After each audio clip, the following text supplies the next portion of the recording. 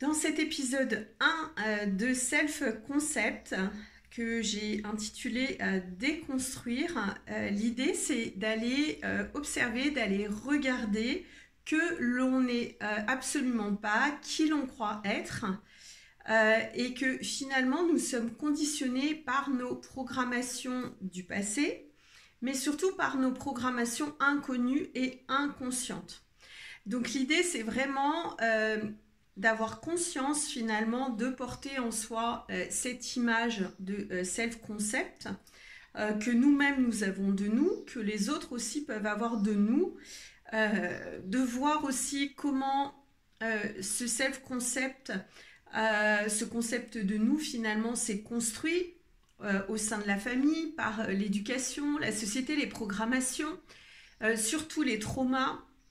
la culture. Comment ce self-concept finalement bloque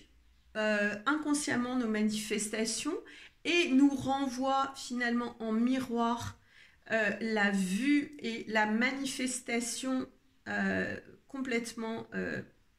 adéquate de ce à quoi nous pensons.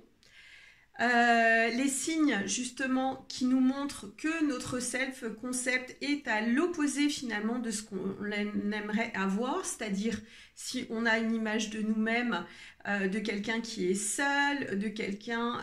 finalement qui n'a pas de soutien, qui est éventuellement dans une situation financière un petit peu délicate. Ça, c'est l'ancienne version de nous, basée le plus souvent sur des insécurités et sur des peurs inconscientes. Et comment, finalement,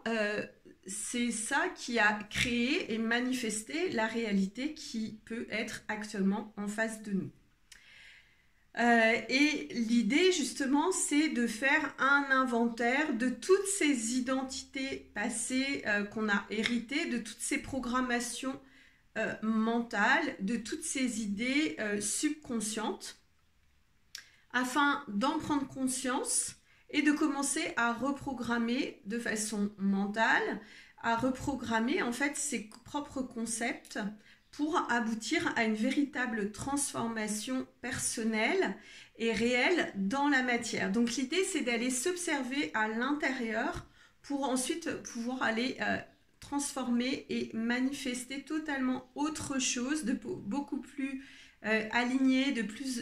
plus en adéquation avec ce qu'on ressent consciemment à l'extérieur. Voilà tout l'enjeu et l'objet de s'intéresser au self-concept.